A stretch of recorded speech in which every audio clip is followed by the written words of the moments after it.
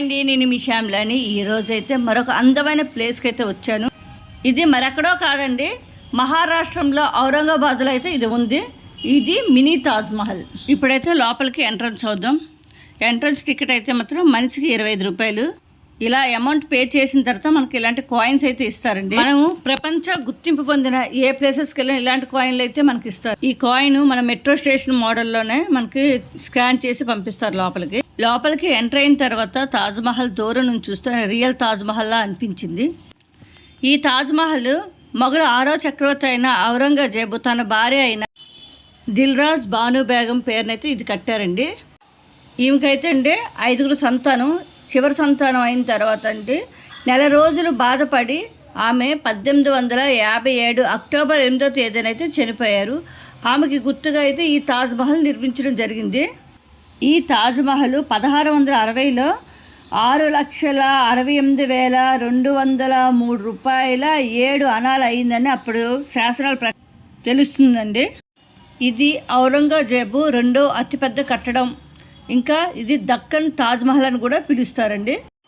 దీని ప్రధాన ప్రవేశ ద్వారం పైన ఉన్న శాసనాల ప్రకారం వాస్తుశిల్పైన అతవుల్లా ఇంకా ఇంజనీర్ ఉత్సవత్ రాయ్ దీన్ని అయితే నిర్మించారని చెప్తారండి.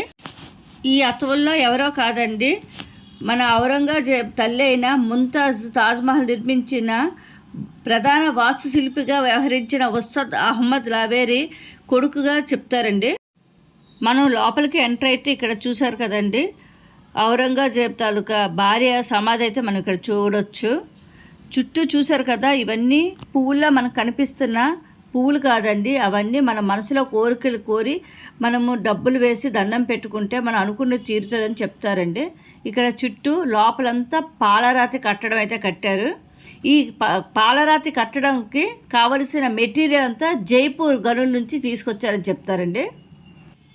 ఈ మినీ తాజ్మహల్ మెయిన్ తాజ్మహల్కి చాలా వ్యత్యాసం ఉందండి. మినీ తాజ్మహల్ దాని అంత అందమైతే రాకపోయినా ఇది కూడా ఒక మంచి కట్టడం అనే చెప్తారు. ఎందువల్లంటే దాని ఖర్చుతో ఇది చాలా తక్కువగా ఖర్చు పెట్టారని చెప్తారండి. ఆ ఖర్చుకి వెనకాడడం వల్ల దానంత అందమైతే రాలేదు. లోపల మాత్రమే ఇది పాలరాతితో కట్టారండి. అదే రియల్ ముంతాజ్ తాజ్మహల్ అయితే చుట్టూ కూడా పాలరాతితోనే కట్టి చల్లదనంగా అయితే ఉంటుందని చెప్తారు.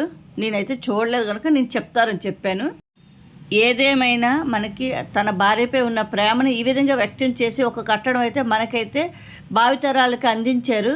మీరు ఎప్పుడైనా ఔరంగాబాద్ వెళ్తే తప్పకుండా ఈ మినీ తాజ్మహల్ అయితే చూడవలసిందిగా అయితే నేను చెప్తున్నాను. చుట్టుపక్కల మినార్లు కూడా చాలా అందంగా చాలా చాలా బాగున్నాయండి. ఇలాంటి అద్భుత కట్టడాలు అయితే అస్సలు మిస్ అవ్వద్దండి. ఈ మినీ తాజ్మహల్ నిర్మించడానికి సుమారు 10 సంవత్సరాలు అయితే పట్టిందని చెప్తారు.